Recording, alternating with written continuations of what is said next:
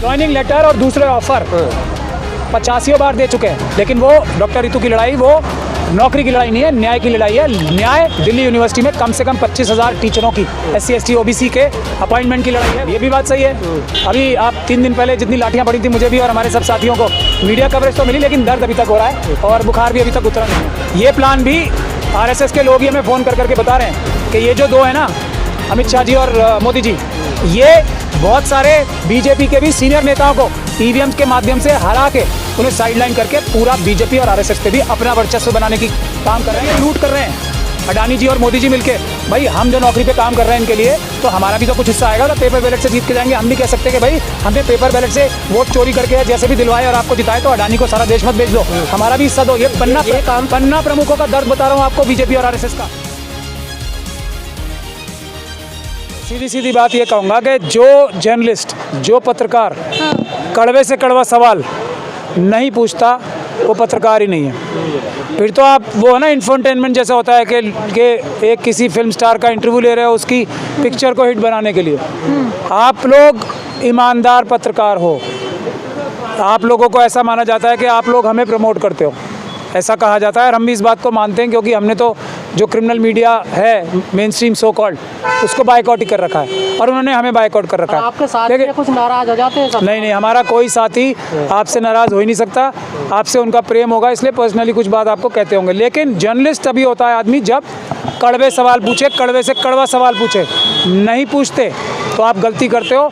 हम लोग सच्चे लोग हैं, अगर हमारी बात में सच होगा तो हम आपके हर सवाल का जवाब ही नहीं अच्छा जवाब देंगे, और अगर नहीं दे सकते तो इसका मतलब हम भी कुछ छुपा रहे हैं। तो ये 10 वकील EVM हटा लेंगे सर? बहुत अच्छा सवाल है और इतना कड़वा नहीं है जितना आपको इससे और पूछना चाहिए था।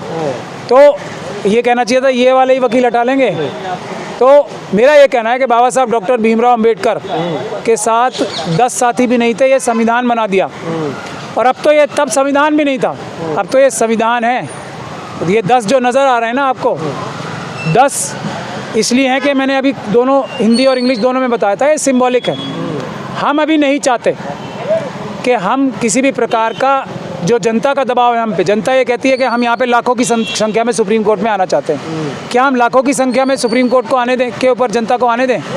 तो हम क्या कह रहे हैं उनसे, नहीं रुको, आप हौसला रखो, भरोसा रखो बाबा साहब के संविधान पे और अपनी व्यवस्था पे। लेकिन ये मैसेज ज़रूर दो कि जनता जागरूक हो चुकी है, जनता खड़ी हो चुकी है, जनता चाक चौबंद है, किसी भी संस्थान को कोई गड़बड़ी नहीं करने देगी और किसी भी संस्था को दबाव में भी नहीं रहने देगी, क्योंकि जनता देश की मालिक जाग गई। कह रहे हैं मीडिया कवरेज लेने के लिए कर रहे हैं वकील इस काम को।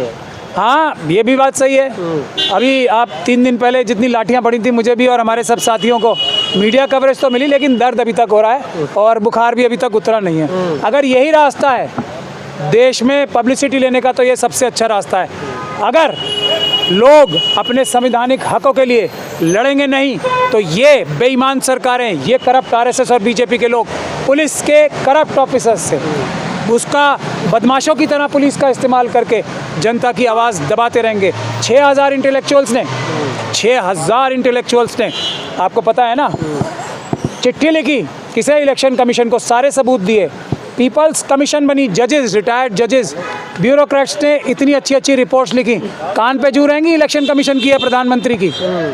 तो हम लोग सड़क पे उतरे ना, लाठियाँ ना खाएं, गोलियाँ ना खाएं और वो लोग कुछ करें नहीं, इंटेलेक्चुअल्स की बात वो सुने नहीं, और हम जैसे जो जुझारू लोग अपने आप को कहना चाहते हैं बाबा साहब का सच्चा सिपाही बनने की कोशिश कर रहे हैं, उनको ये सड़क पे लड़ने ना दें। तो ये तो फिर विन विन हो गया ना इनके लिए। हम लोगों को ये बता दें कि हम पब्लिसिटी सीख कर रहे हैं और जो बाकी लोग जो चिट्ठियाँ लिख रहे हैं, जो संवैधानिक तरीका है, सभ्रांत तरीका है, उनको ये नज़रअंदाज करके ट्रैश में डाल दें। ऐसे नहीं होगा, बेवकूफ़ नहीं है अमित शाह जी, समझ लो ये सब नहीं चलने वाला। विपक्ष पार्टी ऐसा आंदोलन नहीं दिख रही है, क्या लगता है कि उनका मौन समर्थन है EVM से चुनाव कराते रहने का? मुझे नहीं लगता कोई भी मुख्य विपक्ष पार्टी EVM के समर्थन में है और पेपर बैलेट के खिलाफ है। हर पॉलिटिकल पार्टी किसी ना किसी समय पर बीजेपी समेत पेपर बैलेट का पक्ष धर रही है, लेकिन आज जितनी भी अपोजिशन पार्टीज़ हैं वो सब पेपर बैलेट के पक्ष में। और मैं आपको एक और बात बता दूं अंदर की, ये प्लान भी RSS के लोग ही हमें फ़ोन कर करके बता रहे हैं कि ये जो दो है ना, अमित शाह जी और मोदी जी, ये बहुत सारे बीजेपी के भी सीनियर नेताओं को EVM के माध्यम से हरा के उन्हें साइडलाइन करके पूरा बीजेपी और आरएसएस पे भी अपना वर्चस्व बनाने की काम कर रहे हैं। तो आरएसएस के लोग भी, बीजेपी के भी बहुत सारे नेता आपको ईवीएम के बारे में अगर आप पूछना चाहें उनसे प्राइवेटली और पब्लिकली भी ईवीएम के खिलाफ बोलने को तैयार होंगे। उनके सारे पन्ना प्रमुख क्या कह रहे हैं अभी कि भैया हम किस बात के पैसे ले रहे हैं आपसे, हज़ारों रुपए जो दे रहे हो हमें, इसका क्या मतलब है? हम इसी उम्मीद से तो ले रहे हैं। इनफॉर्मली तो बताते हैं पन्ना प्रमुख हमें कि जब जब ये लूट कर रहे हैं अडानी जी और मोदी जी मिलके, भाई हम जो नौकरी पे काम कर रहे हैं इनके लिए, तो हमारा भी तो कुछ हिस्सा आएगा। अगर पेपर बैलेट से जीत के जाएंगे हम भी कह सकते हैं कि भाई हमने पेपर बैलेट से वोट चोरी करके या जैसे भी दिलवाए और आपको जिताए, तो अडानी को सारा देश मत बेच दो, हमारा भी हिस्सा दो। ये पन्ना प्रमुखों का दर्द बता रहा हूँ आपको, बीजेपी और आरएसएस का। वो कह रहे हैं ईवीएम से तो हमारा ही नुकसान हो रहा है, अभी तो थोड़ा बहुत हमें लूट में से कुछ हिस्सा मिल जाता था, वो फिर तो कह देंगे हम तो ईवीएम से जीते, तुम्हारी ज़रूरत नहीं है, भाग जाओ। तो ये मैं आरएसएस और बीजेपी के लोगों का दर्द आपको बता रहा हूँ। ईवीएम के खिलाफ सभी हैं। सर आप लोग अडानी को गाली देते हैं, उसके साथ तो डील कांग्रेस भी कर रही है। अभी तेलंगाना में सरकार बनी है, कई लाख करोड़ के प्रोजेक्ट अभी डील हुए हैं सर सरकार बनते ही। देखिए एक सिगरेट बेचने वाला है कोई, उससे अच्छे लोग भी सिगरेट लेते हैं, बुरे लोग भी लेते हैं, लेकिन सिगरेट तो खराब है ना। अडानी जी खराब हैं, जहाँ भी होंगे वो चोरी और डकैती कराएंगे, और चोरी और डकैती अपने प्रिंसिपल यानी मोदी जी और अमित शाह के लिए कराएंगे। तो जो लोग उनसे डील कर भी रहे हैं तो वो इस बात से अटेंशन में रहें कि वो सारा फ़ायदा उठा के मोदी जी और अमित शाह जी को ही पहुँचाएंगे, उनको कोई फ़ायदा पहुँचने वाला नहीं है। अडानी जी का टोटल बायकॉट होना चाहिए। कोई भी देश का देशभक्त, पब्लिक का कोई भी देशभक्त व्यक्ति होगा, अडानी जी को बायकॉट करेगा टोटल। वकील साहब सर लंबे समय से आप लोग ईवीएम के खिलाफ लड़ाई लड़ रहे हैं, लेकिन सुप्रीम कोर्ट का अब तक कोई बड़ा एक्शन नहीं हुआ, तो क्या समझे इसे? क्या सुप्रीम कोर्ट दबाव में है या फिर ये ईवीएम वाला मुद्दा सुप्रीम कोर्ट को टाइम पास लग रहा है? ये समझाने की बात बची नहीं है। 2018 के बाद 4 सुप्रीम कोर्ट के सिटिंग जजेस ये बात बोल चुके हैं। अब अंदाज़े लगाने की ज़रूरत ही नहीं है बिल्कुल भी कि सुप्रीम कोर्ट दबाव में लेने की ये कोशिश सरकार बहुत लंबे समय से कर रही है, और सुप्रीम कोर्ट ही नहीं, देश के सभी संस्थान दबाव में हैं। ये अभी प्रशांत भूषण साहब का मैं इंटरव्यू देख रहा था, एक उन्होंने तो खुल के बोल दिया। और एक और हमारे मित्र हैं एडवोकेट, वो अभी अमेरिका में बैठे हैं, अशोक अरोड़ा साहब, उन्होंने तो खुल के चंद्रचूड़ साहब के बारे में, मैं तो ये बात कहता भी नहीं हूँ क्योंकि मुझे इतनी जानकारी नहीं है चंद्रचूड़ साहब के बारे में, लेकिन उन्होंने क्या क्या नहीं बोला चंद्रचूड़ साहब के बारे में, वो भी आप लोग देख सकते हैं। तो ये एक ऐसी बात है जो हमारे जो संस्था है ना, सुप्रीम कोर्ट या कोई भी कोर्ट ओपन कोर्ट क्यों होती है? इसीलिए कि लोग जजमेंट्स का क्रिटिसिज्म करें।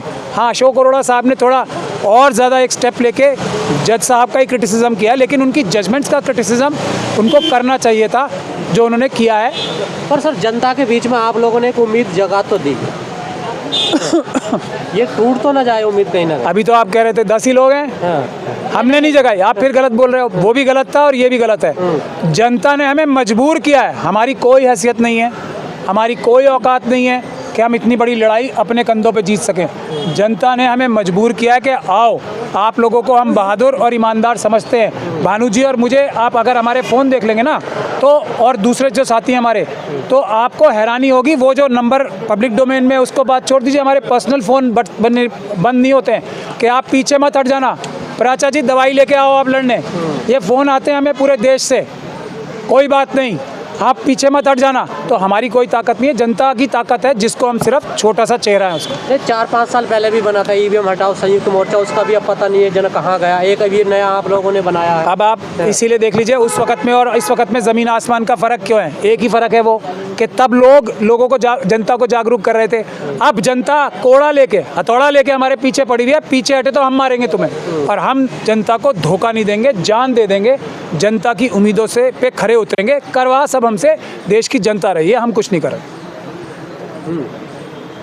सर क्या कहेंगे, आपने जो है कदम उठाया है ईवीएम को लेकर, जनता में भी उम्मीद जग गई है, लेकिन चुनाव आयोग की बात कर ले या सरकार को बात कर ले, वो बिल्कुल ईवीएम के समर्थन में है।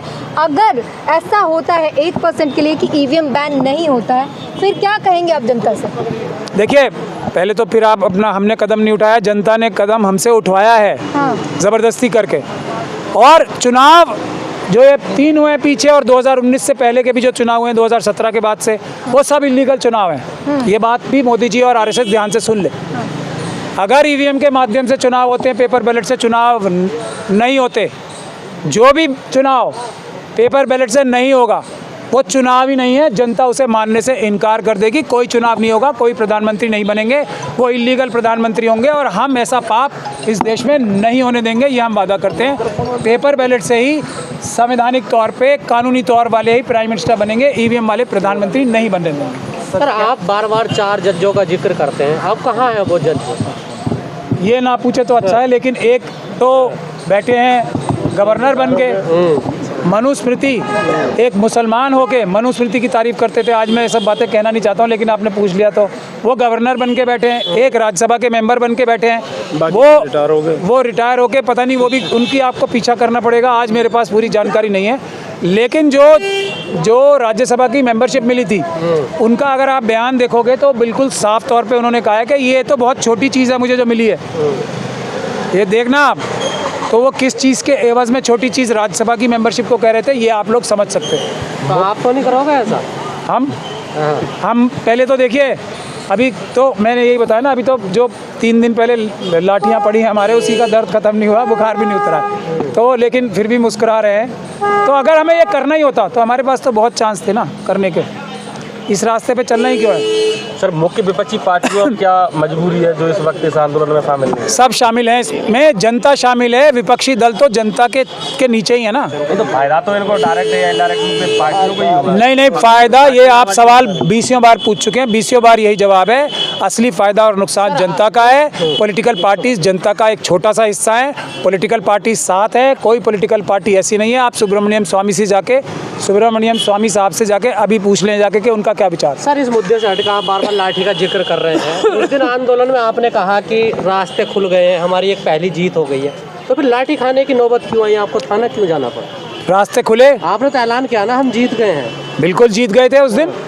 क्या हुआ? लाठी खाने का नंबर क्यों आया? जो आपको आरएसएस और बीजेपी हमेशा धोखा देती है ना, उस दिन जीत ये हुई थी कि जो दरवाजे बंद थे, जिस दरवाजों से डॉक्टर रितु सिंह को और दूसरे बच्चों को कमज़ोर वर्ग के और दूसरे भी घुसने नहीं दिया जा रहा था, हाथ जोड़ के वाइस चांसलर ने पुलिस को भेजकर हाथ जोड़ के अंदर बुलवाया। ये कम बड़ी विक्ट्री सुन रहे हो आप? ये आपको महाड़ आंदोलन की याद नहीं आ रही?